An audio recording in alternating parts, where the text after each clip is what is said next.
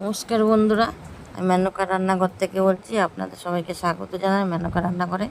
তো আমি আজকের আপনাদের জন্য নতুন একটা রেসিপি নিয়ে চলে এসেছি, ডিমের চপ। তো কীভাবে বানাচ্ছি আসুন বন্ধুরা, আমি রেসিপিটা আপনাদের সঙ্গে শেয়ার করি। তো আমি এখানে ডিমগুলো সিদ্ধ করে নিয়েছি ভালো করে। এগুলোকে এইভাবে কেটে নেবো। দেখুন, এভাবে ভালো করে কেটে নেবো। দুভাগ করে নিলাম ডিমগুলোকে, সবগুলোকে এইভাবে কেটে নেবো। এভাবে কেটে নিয়েছি সবগুলো। এবার এখানে পেঁয়াজ আছে, পেঁয়াজগুলো কুচি কুচি করে নিয়েছি। আমি এখানে আলু সিদ্ধ করে রেখেছি, ওর মধ্যে নুন দিয়েছি। আর এখানে হচ্ছে শুকনো লঙ্কা আর হচ্ছে ধনে গুঁড়ো আর জিরে গুঁড়ো গরম করে গুঁড়ো করা আছে, ওটা আমি দিয়ে পেঁয়াজতে ভালো করে মাখিয়েছিলাম। মাখিয়ে আলুটাকে ঠিক এইভাবে ডিমের সঙ্গে আমি করে দেবো। দুদিকে পুরো ভালো করে গোল করে নেবো আলু দিয়ে।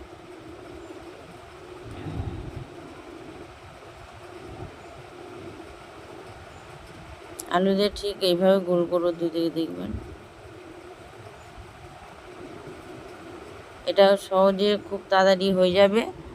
ঘরে কোনো অতিথি এলে খুব তাড়াতাড়ি এইভাবে কিছু না থাকলে ডিমের চপ করে দেবেন, তাড়াতাড়ি হয়ে যাবে। অতিথি খেয়েও খুব খুশি হবে, বাচ্চারাও খেয়ে খুব খুশি হবে। এইভাবে দুদিকে আমি করে দিচ্ছি। দুদিকে হয়ে যাচ্ছে, দেখুন গোল গোল করে নেবো।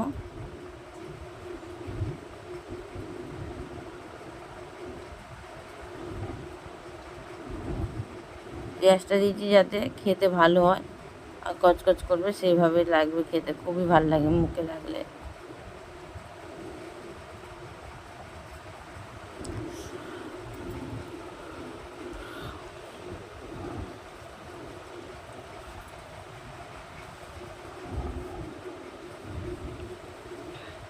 এইভাবে আমি করে নিলাম, দুদিকে করে দেবো।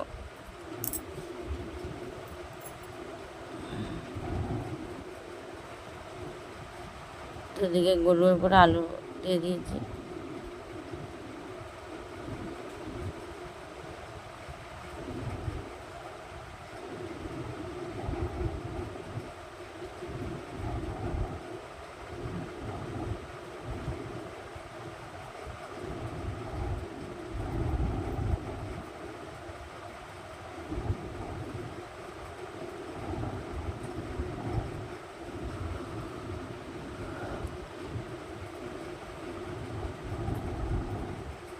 শেপটাও ভালো হচ্ছে। আমি একটা থালার মধ্যে একটু বেসন ছড়িয়ে দিয়েছিলাম, ওর মধ্যে ডিমের ওইগুলোকে আমি এইভাবে দিয়ে করে দিচ্ছি, যাতে তেলে দিলে না গুটিয়ে যায়, বেয়ে হয়, যা শেপটা ভালো হয়।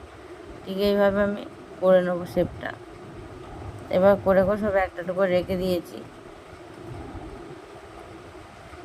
এবার করে সব এক এক করে আমি রেখে দিচ্ছি।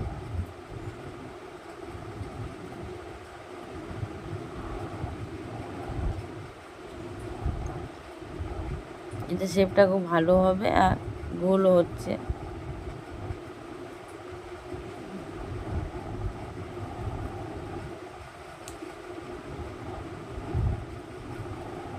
যখন বললাম আমার হয়ে গেছে শেপটা পুরো, আমি বেসন গুলে রেখেছিলাম, বেসন ফাটিয়ে ওর মধ্যে এবার আমি দিয়ে দিলাম। ওই পুরটা দিয়ে বেসনের মধ্যে একটু শক্ত করে বেসনটা করতে হবে।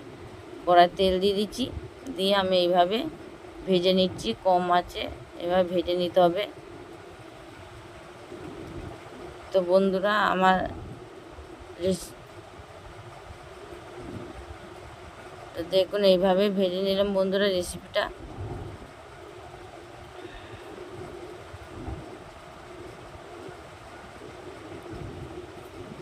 তো বন্ধুরা, কেমন লাগলো একটা কমেন্টে জানিয়ে দেবেন। দেখুন আমার রেসিপিটা হয়ে গেছে, খুব সুন্দর হয়েছে দেখতে, গোল গোল হয়েছে। আমার কেমন লাগলো রেসিপিটা একটা কমেন্টে জানিয়ে দেবেন। একটা সাবস্ক্রাইব করে দেবেন দয়া করে, আর একটা লাইক করে দেবেন, যাতে আমি আরও নতুন নতুন রেসিপি আপনাদের কাছে নিয়ে আসতে পারি, আপনাদের সঙ্গে শেয়ার করতে পারি। এখনকার মতন বন্ধুরা আবার এলাম, আবার নতুন রেসিপি নিয়ে আমাদের কাছে আসবো।